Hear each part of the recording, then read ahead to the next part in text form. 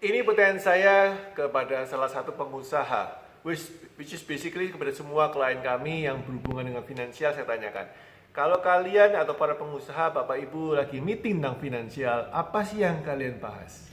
Kalau Bapak Ibu pengusaha sedang meeting tentang topik finansial, apa yang Bapak Ibu bahas? Itu adalah pertanyaan standar saya untuk mengetahui tentang apa yang menjadi pemikiran, apa yang menjadi keputusan-keputusan dalam finansial. Nah, 60-70% mereka bisa menjawab dengan baik dan komplit, tapi masih ada sekitar 30-40% yang masih kurang baik jawabnya, artinya kurang komplit jawabnya. Apa maksudnya komplit? Komplit itu adalah ketika Anda meeting finansial, seharusnya Anda membahas tentang dua hal, yaitu tentang adalah short term financial decision atau keputusan jangka pendek finansial perusahaan, dan long term financial decision atau keputusan jangka panjang finansial perusahaan. Apa itu short term, apa itu long term financial decision, dan apa saja poin-poin yang perlu dibahas. Ketika Anda vlog seperti ini, Anda perlu catat poin-poinnya ini sehingga Anda bisa nanti mendiskusikan dengan tim Anda, dan Anda sebagai leader, pemimpin untuk memimpin financial meeting, Anda ngerti topik apa saja yang perlu dibahas dan perlu diputuskan. Welcome to my channel, my friend. Hari ini hari finansial, hari kita membahas tentang keuangan, tentang money. Mari kita mulai.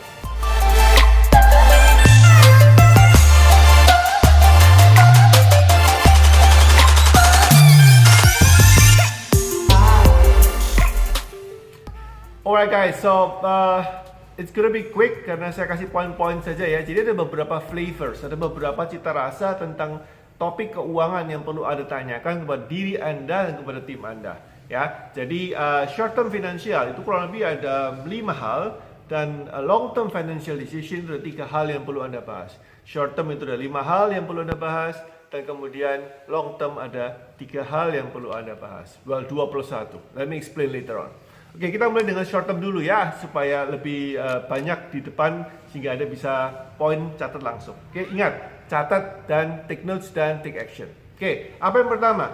Yaitu ketika Anda meeting tentang finansial, perhatikan short term ya. Yang pertama adalah namanya adalah aset lancar Anda. Ya, aset lancar Anda atau current asset. Apa tuh aset lancar?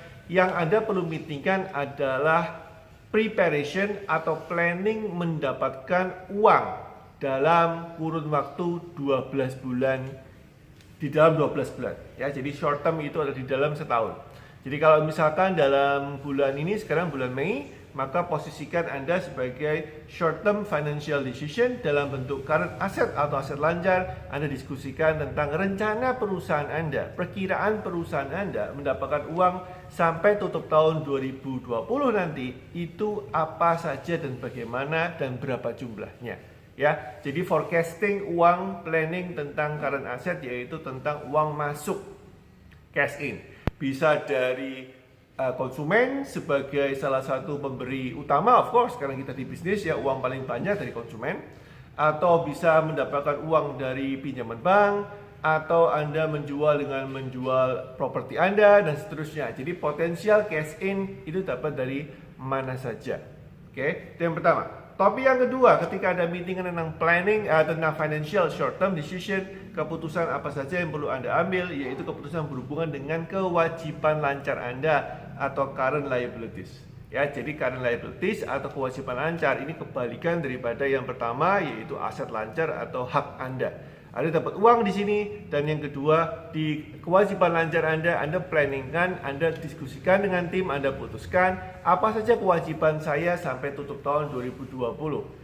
Which is, tolong dicatat apa saja yang perlu Anda bayar ke supplier, ke bank kalau Anda hutang bank, dan berikut dengan bunganya. Kalau Anda yang konvensional, Anda bagi hasil dengan syariah dan segala macam, bank syariah dan seterusnya, aturan mainnya seperti apa. Then you have to think about what is the number of money, the amount of money you have to pay off. Anda mesti bayar ke pihak ketiga atau pihak kedua. Ya, so itu adalah decision yang Anda mesti buat, dan kemudian Anda mesti rundingan dengan tim Anda, planningkan uang keluarnya untuk apa saja dan berapa banyak. And of course, setelah Anda ngomong satu yang tentang uang masuk, dua uang keluar, yang ketiga yaitu tentang rasio current asset dibagi dengan current liabilities. Itu berarti apa? Uang masuk dibagi dengan rencana uang keluar. Of course, harus lebih banyak uang masuk. Teorinya ya. Dan ketika Anda ketahui bahwa current liabilities atau uang keluar kemungkinan besar lebih banyak daripada uang masuk, you have decision to make. Anda mesti ngambil keputusan. Ya, keputusannya macam-macam. Anda bisa menjual beberapa properti Anda untuk menambahkan uang masuk, atau Anda bisa melakukan negosiasi atau renegosiasi kepada pihak yang meminjamkan uang kepada Anda atau kepada supplier untuk mengurangi jumlah uang keluar. Ini adalah keputusan-keputusan yang bersifat sangat-sangat krusial, dan biasanya financial director, financial manager yang tidak diberikan power untuk memutuskan akan memending masalah ini sebelum Anda ketok palunya. So, yang mendengar vlog ini dan Anda melihat diri Anda sebagai salah satu atau satu-satunya mungkin yang memutuskan financial decision making dalam konteks seperti ini, tolong Anda segera terlibat dan putuskan.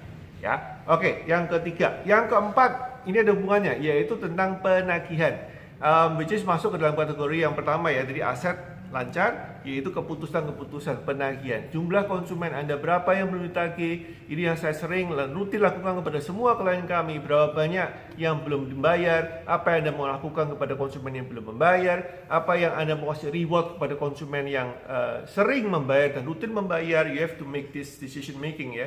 Financial reward juga perlu dikasih, jangan cuma nagih terus tapi tidak memberikan sesuatu sebagai timbal balik. Apakah Anda apresiatif atau apakah Anda menghargai konsumen Anda yang membayar tepat waktu, bahkan ahead of time, sebelum waktunya dia bayar, and so on and so on. You need to decide mana yang perlu Anda lakukan supaya Anda memiliki budaya uang masuk atau penagihan dengan baik. Dan tim Anda tahu bahwa Anda concern terhadap uang masuk atau penagihan. And finally number 5, yaitu tentang inventory decision making. Nah, sometimes orang bilang ini kan logistik coach, ini kan masalah logistik, ini masalah gudang. Yes, but gudang adalah uang. Yang isinya gudang itu kan uang, ya. Jadi Anda mesti memutuskan berapa banyak barang yang perlu Anda cut beli dari supplier, berapa banyak barang yang Anda perlu tambah dari supplier.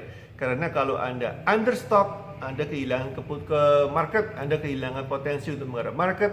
Sedangkan kalau Anda overstock, Anda kehilangan uang karena uangnya macet di situ. Artinya kehilangan potensi untuk mengolah uang itu untuk hal lain, ya, karena uangnya sudah berubah bentuk menjadi inventory. Ya, number 5 adalah short term decision making. Financial short term decision making berhubungan dengan what is your current stock ratio. Jadi antara barang keluar dengan barang masuk itu seperti apa? Per brand, per tipe, kalau perlu per SKU, ya, sistem keeping unit, per barcode kalau perlu Anda perlu breakdown sehingga Anda tahu berapa inventory. Nah, tips saya adalah kalau Anda membahas tentang inventory, Anda akan terkejut ya. Jadi banyak sekali uang Anda itu yang nyantol, tanda kutip, di gudang Anda, yang Anda tidak keluarkan dengan cukup cepat, sehingga ini membuat Anda memiliki current current asset yang Anda prediksi menjadi tidak baik, karena uang yang dimasuk menjadi tidak cepat, karena beberapa nyantol belum terjual. Lihat, dijual saja belum kok, gimana bisa Anda bisa mengekspektasi menagih? Ya, kira-kira begitu logikanya ya.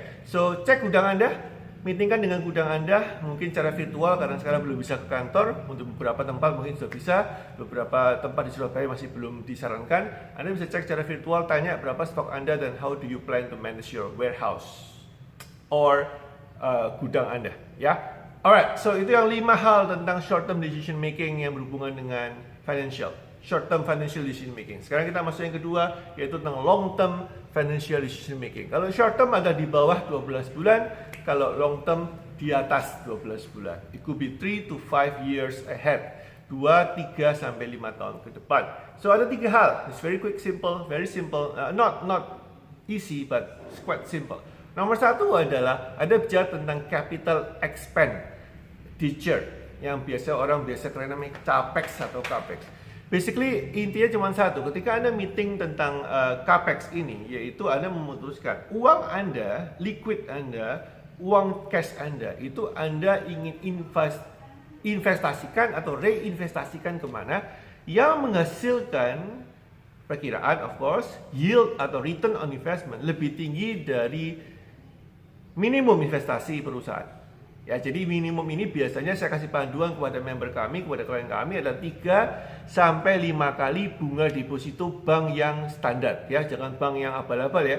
Cari bank yang standar, depositonya dalam setahun berapa. misalkan 4,5%, 5% ya, di bawah 6, di atas 5 is masih oke, di atas 6 hati-hati, kemungkinan besar bank itu ada bank yang you have to check, double check supaya pastikan bank itu legal ya. Saya katakanlah di daerah Indonesia, di Indonesia ini kita punya bank memberikan deposito kurang lebih 4,5 sampai 5%, tergantung jumlah nominal yang Anda taruh tentunya.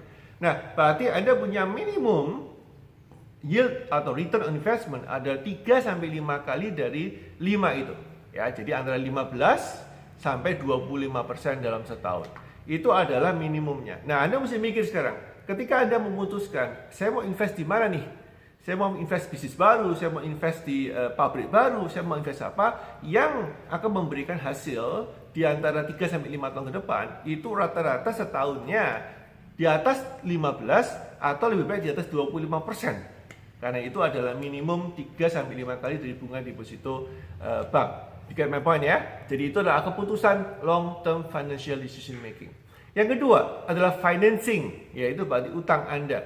Anda melegokan, Anda memperkirakan berapa jumlah hutang saya yang perlu saya tambah plafonnya atau saya kurangi plafonnya. Apakah saya memberi bayar bunga, ini kalau konvensional, lebih banyak atau lebih sedikit. Ya, tentunya harus lebih sedikit daripada return of the function atau return dari penggunaan ulang uang yang Anda hutang itu. Terutama kalau Anda menjaminkan ya, Anda menjaminkan mesin, Anda menjaminkan tanah, Anda menjaminkan gedung, whatever it is, maka Anda menyekolahkan, tanda kutip, produksi aset Anda, dan kemudian Anda mendapatkan uang sebagai ganti rugi menyekolahkan mereka. Nah, uang ini kan mesti diinvestasikan. Kembali ke yang paling pertama, yaitu capital expenditure, ada timbang. Ya, namanya financing decision making. Dan yang ketiga adalah jika Anda yang pertama tidak menemukan, aduh, aku tidak ketemu coach tempat yang saya perlu reinvest, saya belum ketemu tempat yang bisa memberikan yield 15-25% ke atas net profit dalam setahun rata-rata, maka Anda masuk ke keputusan yang ketiga, yaitu uangnya akan kembali ke Anda sebagai pemilik bisnis. Kalau TBK, uangnya akan kembali ke shareholders atau dibagi dalam bentuk dividen. Ya, jadi keputusan ketiga adalah kalau yang pertama tidak ketemu, maka kedua ini biasanya kalau Anda mau memberikan alternatif, ini kan yang kedua itu utang ya. Dan kalau Anda mencari hutang, Anda juga bisa berpikir bahwa hutangnya ini mau diinvestasikan. Tapi kalau yang pertama tidak ada, biasanya yang kedua nggak ada, dan tentu akhirnya uangnya yang liquid Anda mesti kembalikan ke shareholders. Setelah dipotong kewajiban yang harus dilakukan dalam setahun itu tentunya. Ya. Alright, so yang ketiga ini adalah yang ditunggu-tunggu kalau Anda perusahaan TBK, ditunggu oleh shareholders, ditunggu oleh pemegang saham membeli saham Anda akan ditunggu untuk membagi dividen. Ya, kapan Anda dapat dividen, kapan Anda membagi dividen atau bagi hasil kepada para pemegang saham. That's it guys, itu 3 hal tentang long term decision making, financial decision making, dan yang 5 pertama adalah short term. Semoga bermanfaat. Now you know apa yang perlu Anda meetingkan ketika Anda dalam perusahaan. Financial meeting itu seharusnya 5 short term, 3 long term. Happy financial day my friend. Semoga ini bermanfaat. I see you tomorrow. Stay safe, stay healthy. Bye bye. Boom.